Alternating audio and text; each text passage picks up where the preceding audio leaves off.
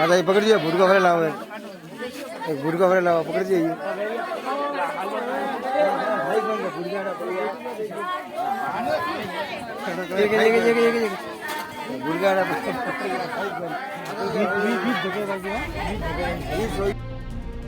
शादी के जोड़े में दूल्हा दुल्हन तैयार बैठे थे।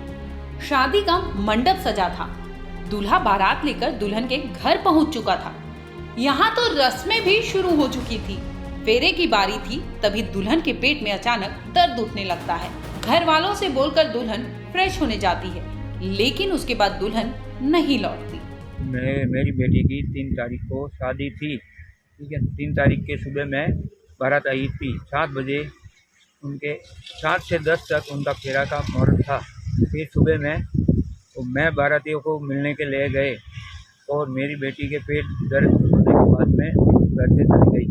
पेट दर्द होने में, ठीक है। उसके बाद में मैं उनके ढूंढने लगा, ठीक है। तो मैं बाराती हंगामा कर रहे थे, उनको कह दिया मैंने कि कहीं भी चाहे ज़मीन आसमान में कहीं भी होगी, मैं आपके लांगे दूंगा। दरअसल दुल्हन ने तो पेट दर्द का सिर्फ बहाना बनाया था, उसका मकसद तो कुछ और ही था। एक और गाजे बाजे के साथ बाराती और घराती दुल्हन की राह देख रहे थे, तो दूसरी ओर दुल्हन वहां से फरार हो चली थी। जरा सोचिए, अगर शादी के मंडप में किसी को पता चले कि उनकी होने वाली बीवी फेरे से पहले घर से फरार हो गई है, तो उस पर क्या बीतेगा। वैसे तो लड़की के फरार होने पर कोई भी रिश्ता तोड़ने की बात करता, लेकिन यहाँ दूल्हे ने वो किया जिससे पूरे इलाके में तहलका मच गया। दरअसल दूल्हे ने उसी मंडप में दुल्हन का इंतजार किया, वो भी 1-2 दिन नहीं बल्कि पूरे के पूरे 13 दिन तक दुल्हन का इंतजार किया। दूल्हे ने 13 दिन तक न साफा उतारा न सूट, बल्कि अपने होने वाले ससुराल में जिद ठान कर बैठ गया कि वो शादी करेगा तो उसी लड़की से। दूल्हे ने ठान ली थी कि दुल्हन तो वो इसी मंडप से ले जाएगा जिस पर दुल्हन के पिता ने भी हामी भर दी थी।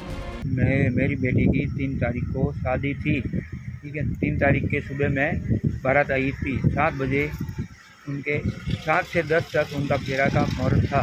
फिर सुबह में तो मैं बारातियों को मिलने के लिए गए और मेरी बेटी के पेट दर्द होने के बाद में घर से चली गई। पेट दर्द होने में, ठीक है। उनके बाद में मैं उनके ढूंढने लगा, ठीक है।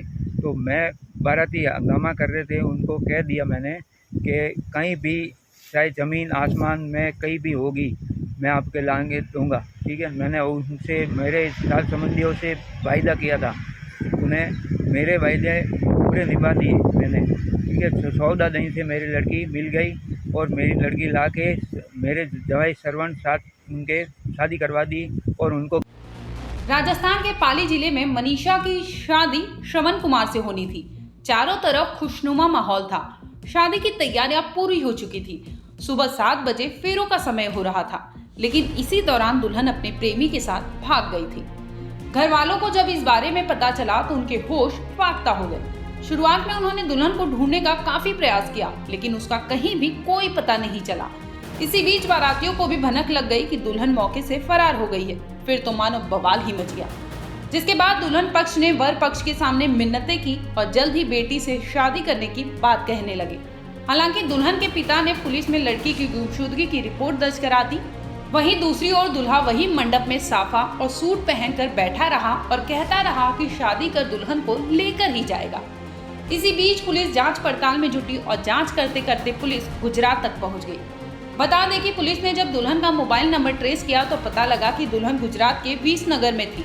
जिसके बाद दुल्हन को लेकर पुलिस गुजरात से नाड़ा लेकर आई और लड़की की बयान दर्ज की।